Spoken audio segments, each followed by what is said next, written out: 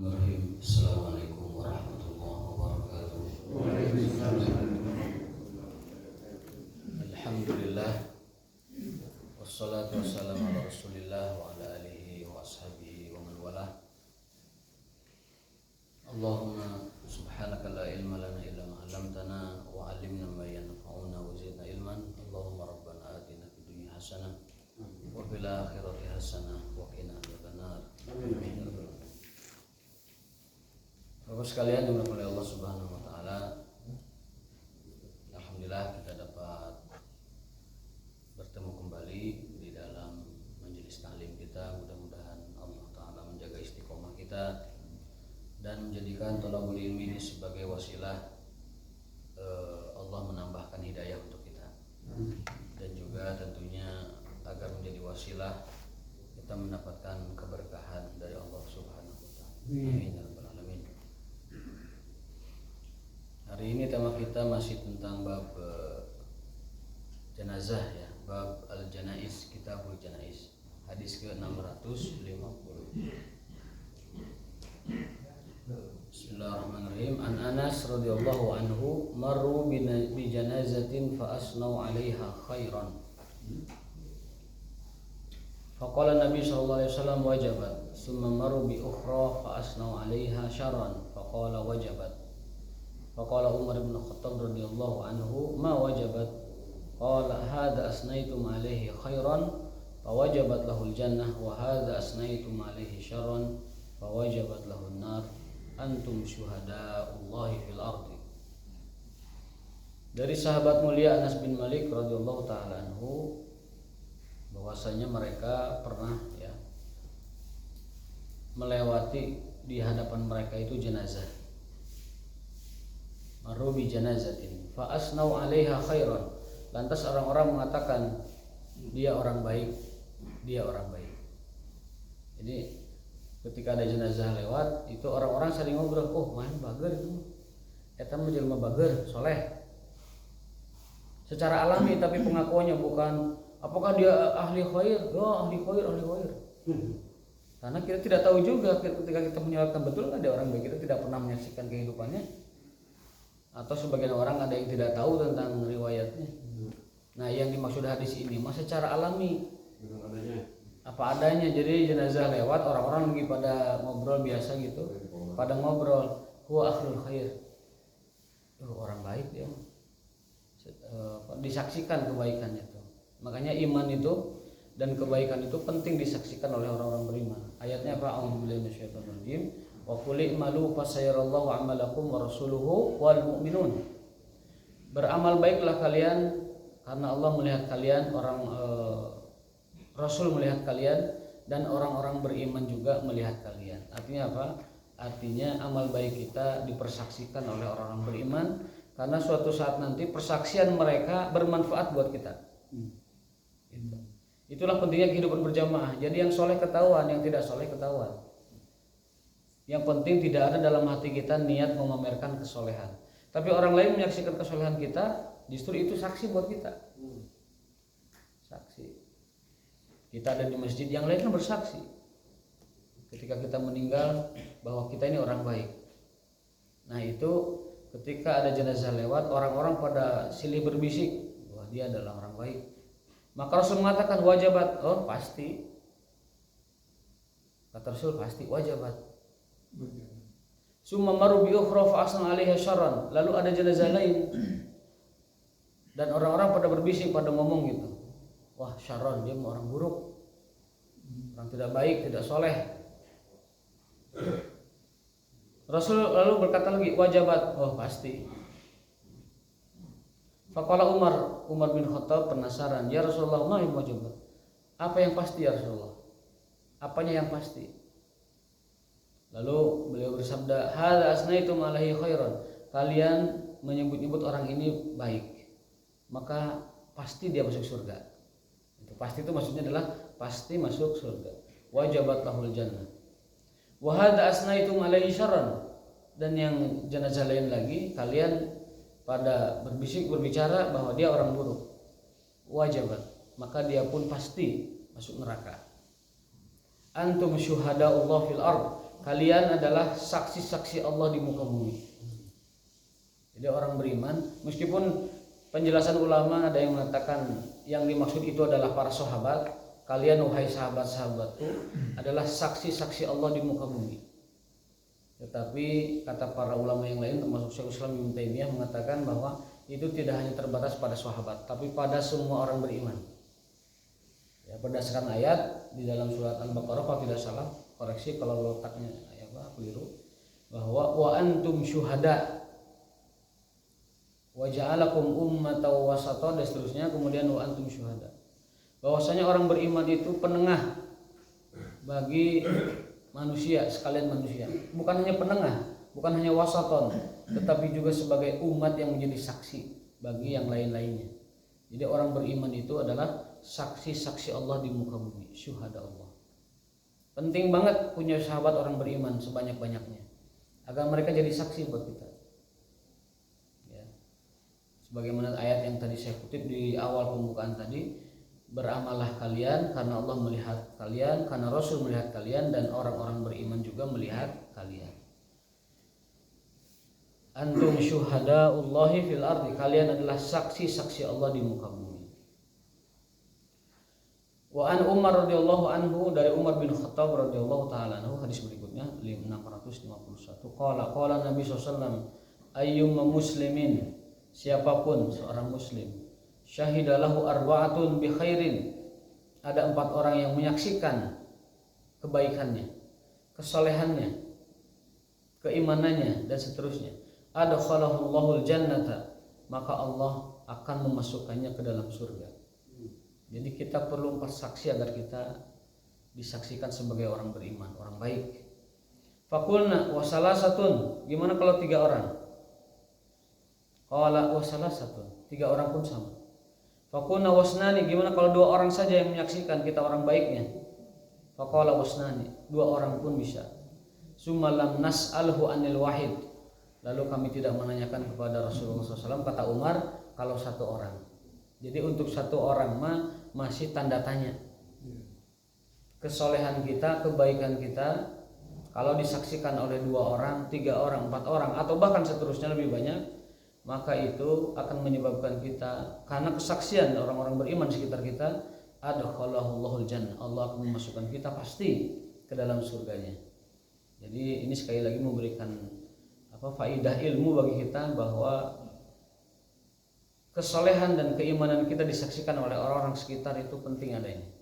Dan orang-orang beriman adalah saksi Allah di muka bumi yang dijadikan sebagai tolak ukur kesolehan kita atau keburukan kita. Jadi 2 batasnya. Kalau 1 memang tidak ditanyakan, jadi masih tanda tanya.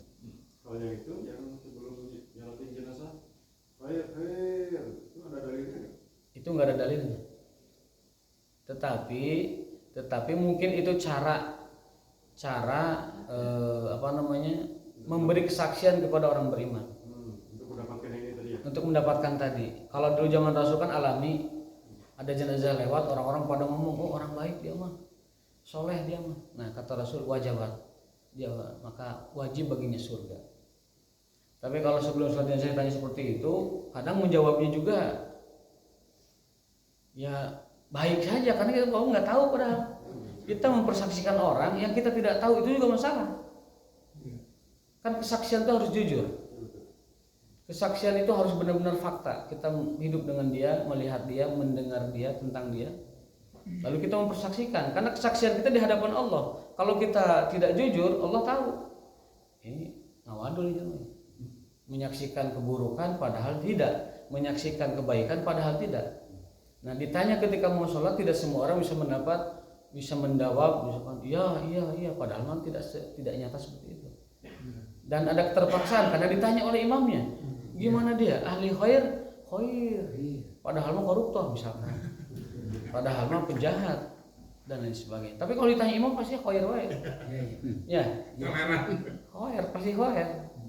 Seburuk apapun jenazah di depan kita, itu kalau ditanya imam kita menjawabnya khair, padahal kita sedang mempersaksikan di hadapan Allah.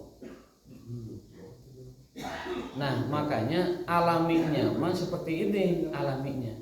Tapi saya husnuzon, itu mungkin salah satu cara di sekitar kita masyarakat supaya mendapatkan kesaksian itu dengan cara seperti itu. Maksudnya supaya apa ya? Ya supaya ada kesaksian, kan penting kesaksian itu kan.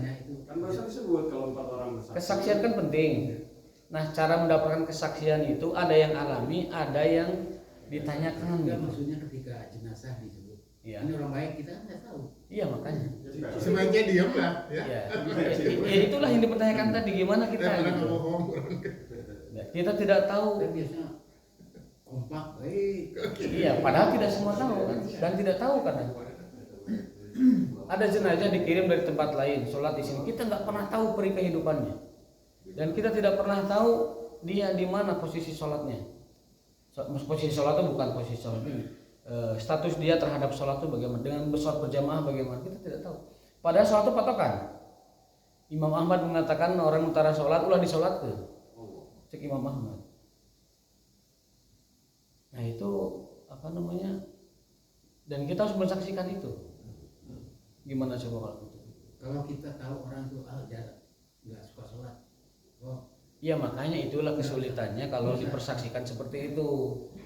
Kita tidak tahu dia pernah sholat atau tidak. Tiba-tiba ditanya khair, we. enggak maksudnya. Padahal mah kita nggak tahu. Nggak disolatin gitu. Maksudnya kita nggak usah sholat. Pendapat Imam Ahmad, orang utara sholat tidak disolatkan. Kalau jumhur tetap menyolatkan. Jumhur menyolatkan karena pertimbangannya dia masih syahadat. Ya. Kita di Indonesia mengambil jumhur. Kenapa? Karena demi ketertiban masyarakat.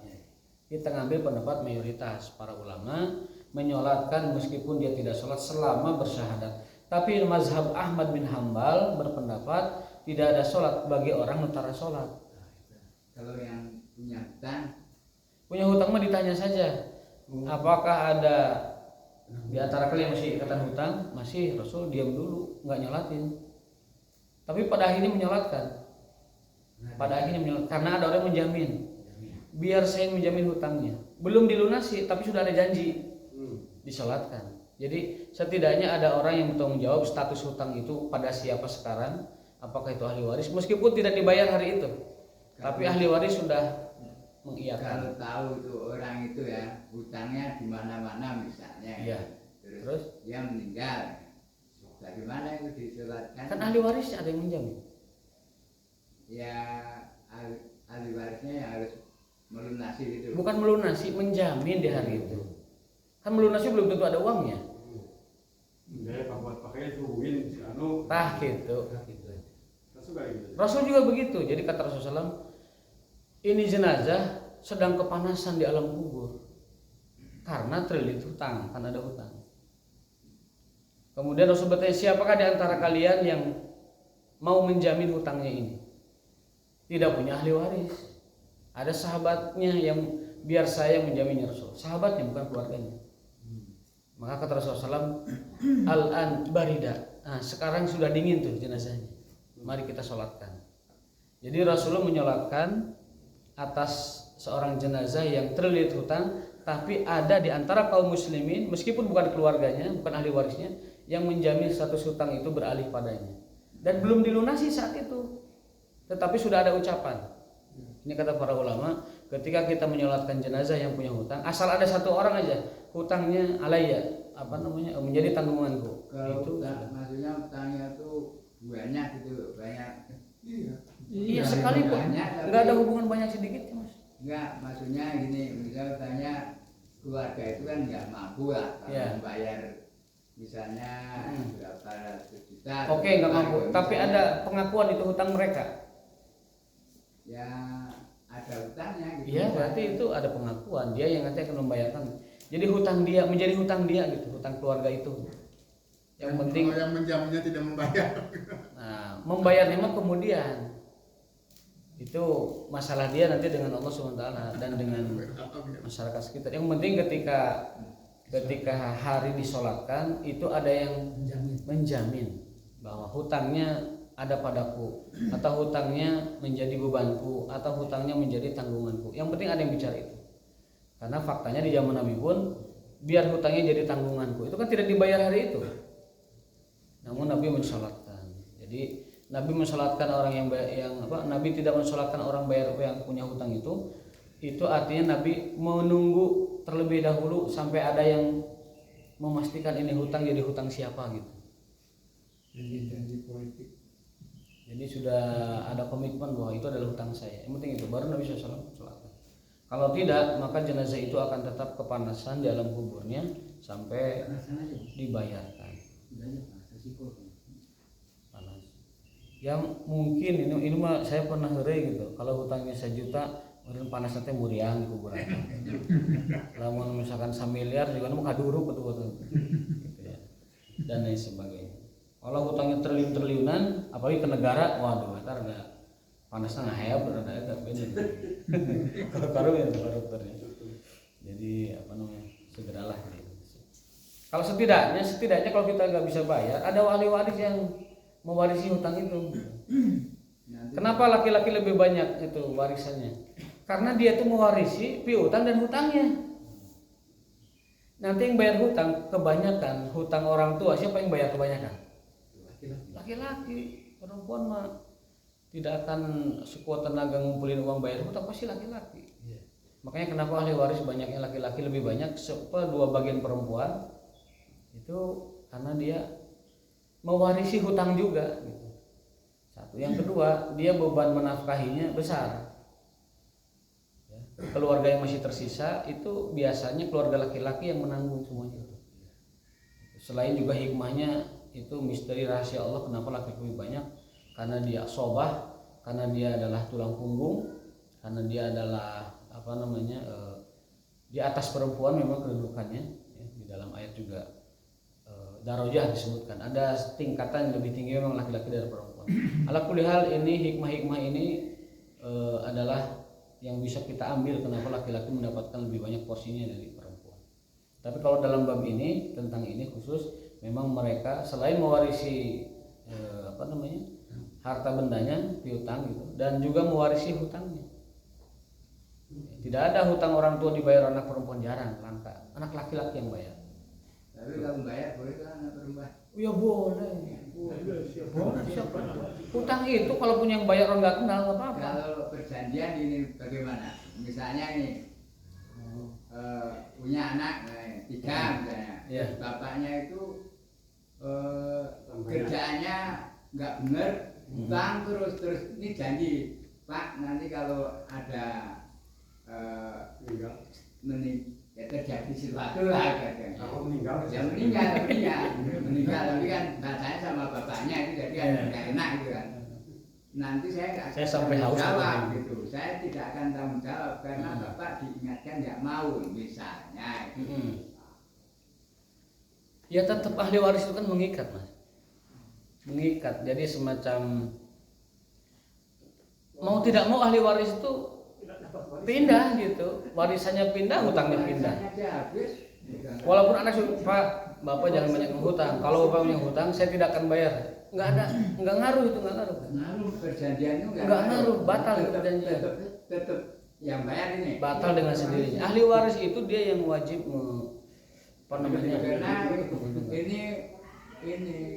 ini terjadi sama saya ya.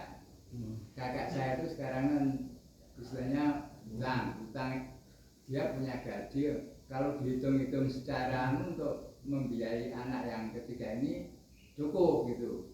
Tapi dia itu sekarang yang bisnis misterius yang sepertinya store terus. Jadi uang tuh utang-utang gimana habis anaknya sampai bingung untuk memberhentikan bapaknya ini. Kok bisa utangnya nggak bisa? Saya aja adiknya kan belum ini kemarin saya sempat tahan jam nggak berdiri saya nggak akan tanggung jawab kalau ada apa-apa itu. Ya jadi Karena itu terjadi nyata gitu. Jadi yang namanya ahli waris itu dia mengikat. Jadi semacam takdir yang tidak bisa dihindari. Emang kita ahli warisnya boleh gampang. Tidak ada dia melepas misalkan karena sudah diingatkan jangan hutang juga, atau sudah dibayarkan nggak bayar, tapi hutangnya masih ada. Iya ahli waris begitu tanggung jawabnya. Dia siap menerima waris, dia juga siap menanggung hutang. mau nggak mau ya itu mengikat. Jadi warisnya ada sudah jual sama bapaknya. ya apa lagi Bapaknya itu sudah Ditanggung sama adanya. wah, akhirnya lumayan saya kemarin sampai pantesan lama di Jawa Mas kemarin. enggak ya, saya sering dengan sama anak-anaknya juga gitu. Tapi nggak pada terima ini anak-anaknya. Nah kalau anak-anaknya terlantar, uaknya tanggung jawab Mas, tanggung jawab. Kan Bawa ke Bandung. saya kumpulin ini maaf ya, ini yang bisa menyelesaikan ini anak-anaknya. Saya bilang, wah saya nggak mau, saya nggak dikasih uangnya, saya nggak tanda tangan. Yang nggak bisa. Ini anak-anaknya itu Jadi pakai nama. ya. Jadi pakai nama. Nah ini yang nggak bisa, pokoknya dia itu kalau dulu ya, dulu ini saya ungkapkan keluarga saya bukan. Dulu itu pernah kakak saya terlibat apa? Menggandakan uang, itu ya. Dulu ini, dulu itu kalau nggak setor bisa mau dibunuh katanya. Bukan ikut aliran itu. Ya, pokoknya itu ya, dijanjikan bahwa nanti itu akan dapat uang banyak. Dia dilihatin di kamar itu, Iya. uang itu penuh, gitu loh. Oh kanjeng dia. Ada Itu, dua. tapi mungkin orang pada nggak percaya. Ini yang ngomong. Jadi dia itu Kanjeng Dimas ya. ya Muridnya nggak Kanjeng tahu Dimas. bahasa itu. Dia sudah kapok. sama Jangan-jangan dia saya. tuh donaturnya Kanjeng Dimas. Mungkin donaturnya Kanjeng Dimas. Nggak tahu pokoknya kasus yang dulu. Nah, udah sama saya Guys, udah poinnya udah ketangkep Mas. Poinnya udah ketangkep. Jadi Tidak ada yang bertanggung jawab. ahli waris itu dia mengikat dengan dengan orang tuanya yang mewarisinya gitu. Kenapa? Karena yaitu kodrat yang begitu. Kalau orang tua punya utang atau piutang itu ke ahli waris ditagihkannya dan diberikan. Kecuali tidak ada kayak kasus tadi kan tidak ada ahli waris tuh. Lalu dia mengatakan siapa yang menjaminnya? Ada sahabatnya yang baik begitu. Biar saya ya Rasulullah yang mengurusi hutang. Itulah pentingnya juga kita punya sahabat. Punya sahabat orang beriman yang kita dengan dia adalah sama-sama loyal di atas keimanan gitu, di atas persaudaraan ukhuwah gitu. Itu pentingnya di situ. Setidaknya ketika kita meninggal dunia, ayo nyolatkeun lah. Dan dia mengatakan saya yang mengurusi hutangnya. Mengurusi itu belum tentu membayarnya dalam waktu itu. Bisa jadi setelah dia berusaha membayar tidak sanggup juga, akhirnya nyicil, akhirnya jadi dilimpahkan lagi ke sahabat lain, akhirnya baturannya jadi ketempuhan kabeh kan. Jadi di hutangnya saya udah banyak yang udah saya ikhlaskan itu karena dia itu kan sering hutang ya ceramah Ya buktinya itu kok bisa boros bayar hutang apa? itu jadi Salah aliran itu, salah aliran. saya tanya kira-kira orang yang dekat dengan dia itu saya tanya, oh iya pernah sama saya hutang. Tukang ceramah juga Mas kalau ikut aliran sesat mah bisa jadi. Iya ya, makanya ini terjadi contoh yang benar-benar nyata yang saya alami gitu loh ya. Kan orang belum tentu bisa terjadi. Tapi mohon maaf nggak ikut judi online kan? Ya itu saya yang nggak tahu tuh di online. Karena banyak orang yang tidak diduga tiba-tiba dia sudah hancur beberapa gara-gara kali itu. didatangi oleh developer tuh. Jadi tiba-tiba datang mau minta tanah itu gitu. Ya itulah dikorbankan, itu ahli waris dikorbankan itu namanya.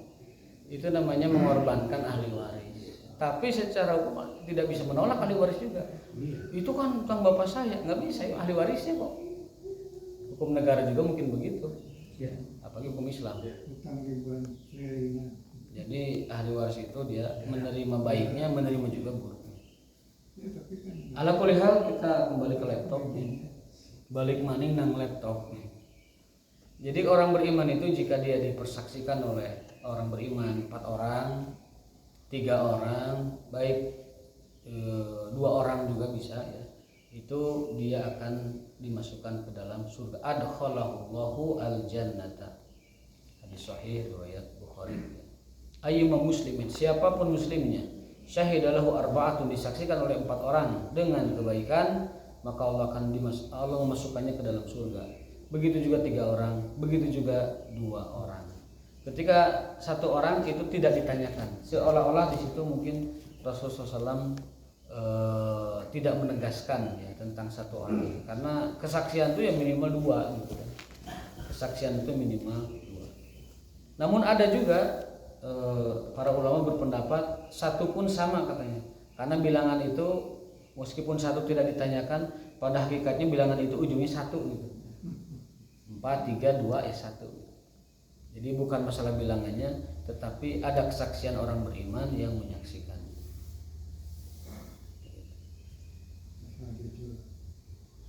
652 Anil Barra bin Azib radhiyallahu anhuma anin Nabi sallallahu alaihi wasallam qala idza uqidal mu'minu fi qabrihi utiya. Ketika seorang mukmin diletakkan di alam kuburnya, dia didatangi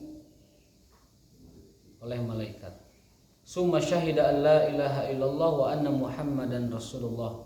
Fadzalika qauluhu yusabbitullahu alladhina amanu bil qawli sabit. Jadi ada ayat Allah di dalam Al-Qur'an, Allah berfirman, Allah akan menguatkan orang-orang beriman dengan perkataan yang kuat fid dunya wal akhirah, baik di dunia maupun di akhirat. Di dunia itu maksudnya adalah ketika meninggal dunia, talqinnya itu gampang. Asyhadu an la ilaha illallah wa asyhadu anna Muhammadan Rasulullah. Gampang. Juga nanti di alam kubur.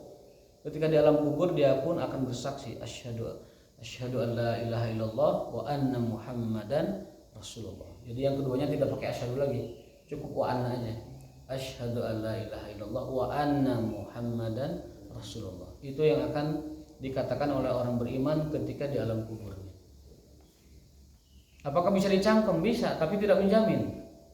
Kalau orang tiap hari cangkem syahadat tetapi perbuatannya malah musyrik, seumur hidupnya banyak melakukan kemusyrikan, itu tidak akan menjadi penguatnya nanti di alam kubur. Selama tauhidnya itu tidak dimurnikan, tidak dibersihkan.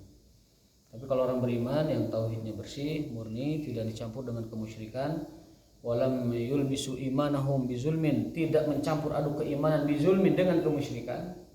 Itu ayatnya begitu. Jadi iman yang hakiki itu iman yang lam yulbisu, tidak iltibas, tidak campur, bizulmin. Zulmin itu di situ kemusyrikan.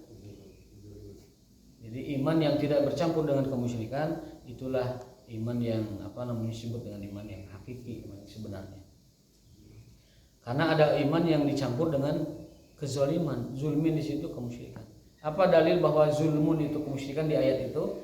Ada firman Allah di dalam ayat Al-Qur'an, inna syirka la zulmun azim. Sungguhnya kemusyrikan adalah kezaliman yang paling besar.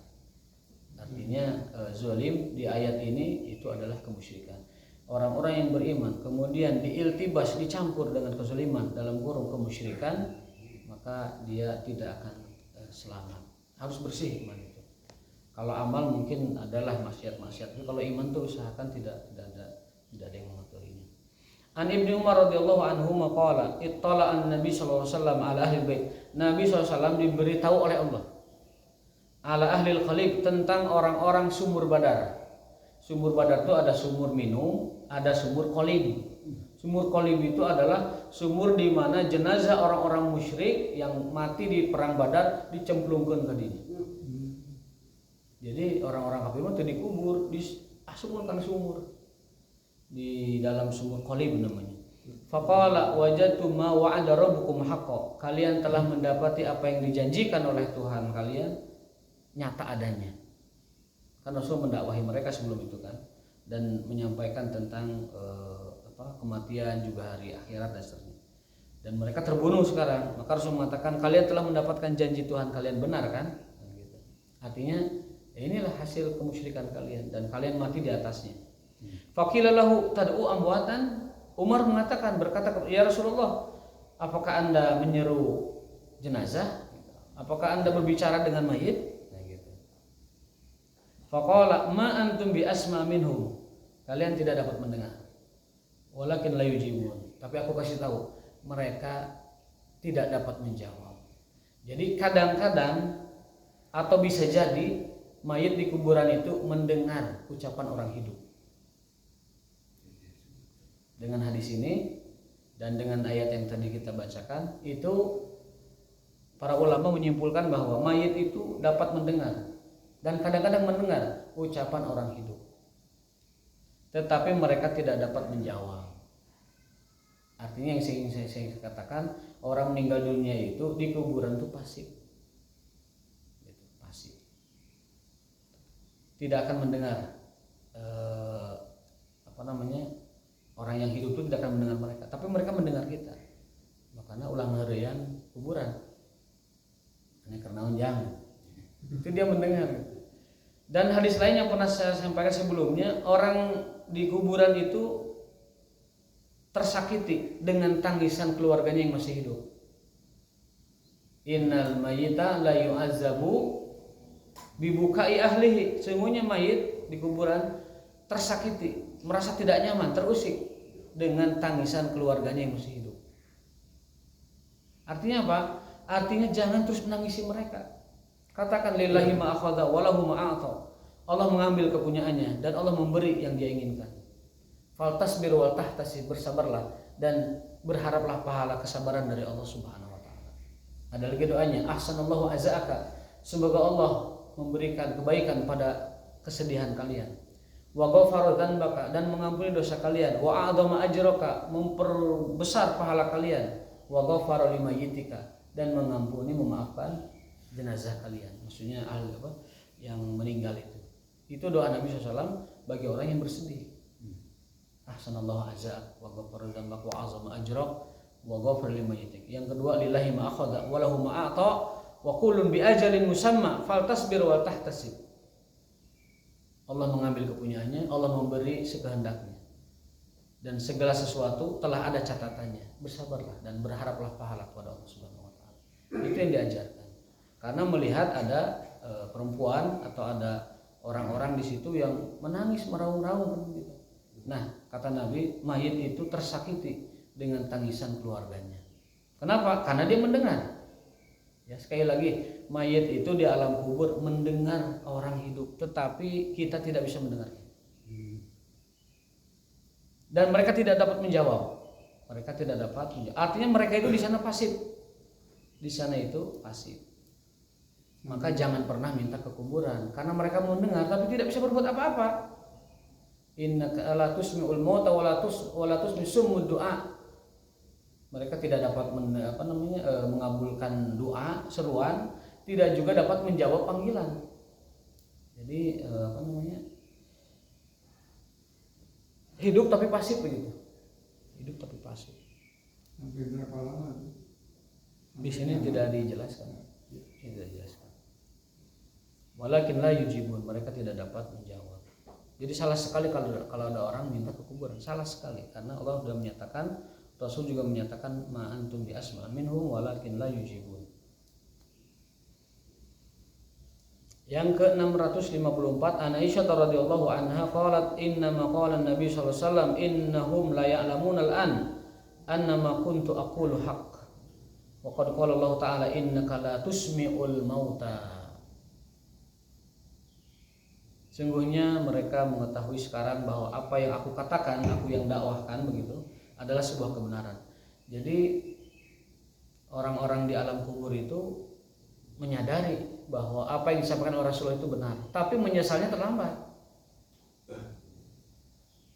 Bahkan bukan hanya itu, orang yang sudah di neraka pun masih menyesal dengan perlakuannya di dunia, kelakuannya di dunia. Ada beberapa ayat yang menyatakan bahwa orang-orang ada 4 umniyat, arba'u umniyat li ashabin nar.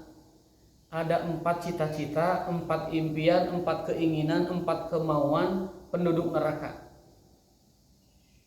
Yang pertama adalah dia minta kepada Allah agar dibalikan ke dunia. Itu harapan pertama orang yang sudah di neraka. Farji'na na'mal sholihan, ya Allah balikan aku ke dunia supaya aku bisa beramal soleh. Dalam ayat lain ini surat Al-Munafiqun itu, wa anfiqu mimma razaqnakum min qabli ayati al-qiyamah fa yaqulu rabbi laula akhartani ila ajalin qarib fa asaddaqana wa aqum minas sholihin. Aku akan bersedekah. Jadi orang mati itu meskipun sudah di neraka, dia punya 4 keinginan, arba'u umniyat, 4 keinginan. Keinginan pertama itu dari Allah. Ya Allah balikan saya ke dunia Inna zalimun, dulu kami orang zalim, merugikan diri sendiri. Fa in udna fa inna zalimun, ya Allah kalau kami dikembalikan, kami tidak akan berbuat zalim lagi. Zalim dalam hal ini adalah zalim pada dirinya, merugikan diri. Zalim bisa juga pada orang lain.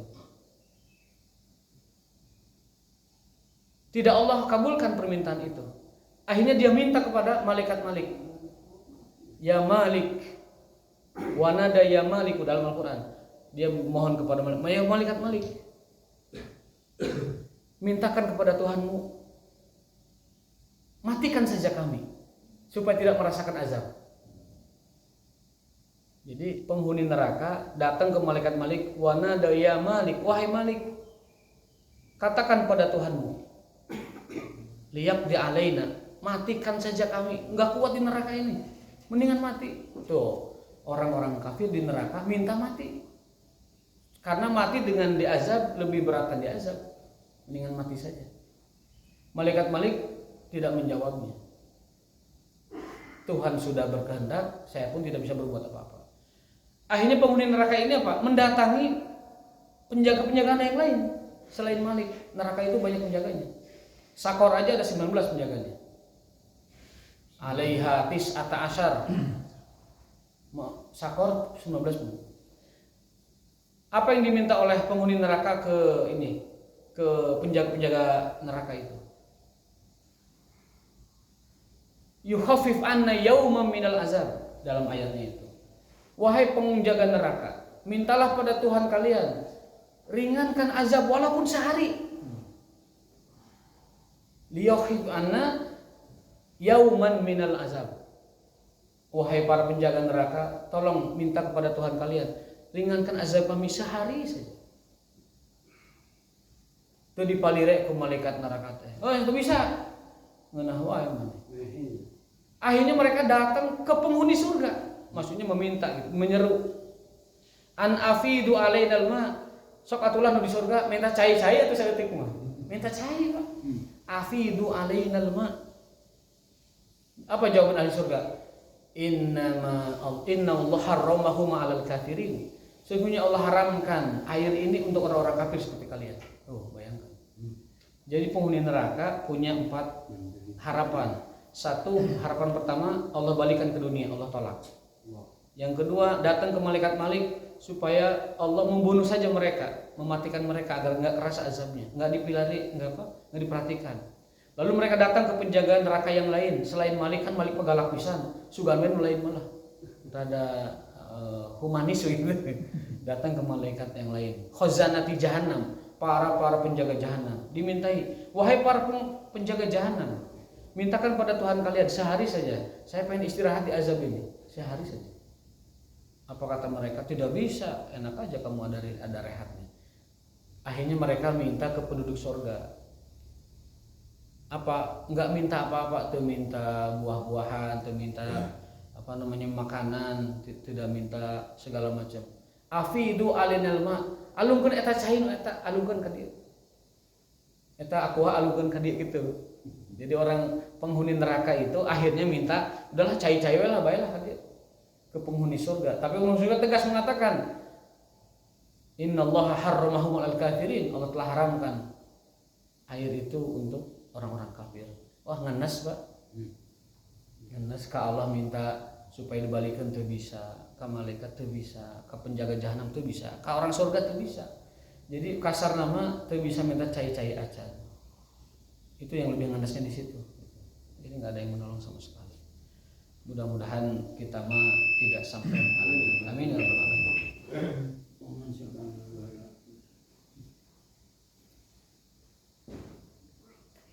Nah, yang ke-600 terakhir mohon maaf ini. 655 54 tadi ya, innaka latusmi'ul mauta, kamu tidak dapat memperdengarkan orang mati. Yang ke-655 adalah qama Rasulullah khatiban, suatu hari Rasulullah SAW naik ke atas mimbar dan berpidato. Ini hadis Asma binti Abi Bakar perawinya. Fadzakara fitnatal qabri, Nabi menjelaskan di atas mimbar tentang azab kubur. Allati yaftatinu fiha almar'u, falamma dzakara dzalika dhajjal muslimuna dhajjatan. Itu kaum muslimin yang mendengar cerita Nabi tentang alam kubur, doja itu seah karena saking takjub dan terkejutnya mereka bahwa ternyata ada alam kubur, ada azab kubur, ada juga nikmat kubur, sehingga ketika Nabi berpidato tentang azab kubur mereka riuh dan sampai merasa takjub dengan penjelasan itu, dan tentunya itu menjadi bekal dia untuk mempersiapkan alam kubur. Mungkin segitu dulu, ada 5 hadis yang kita sampaikan tadi dan peringatan dan menjadi pelajaran untuk kita. Sebagaimana Nabi bersabda, kafa bil mauti wa'izan, cukuplah kematian sebagai pelajaran yang dapat kita jadikan pedoman. Wallahu ta'ala bisawab wa qalbi wardi wa taufiquna illa billah wal afu minkum wallahu waliyut taufiq. Subhanakallahumma wa bihamdika asyhadu an la ilaha illa anta astaghfiruka wa atubu ilaik.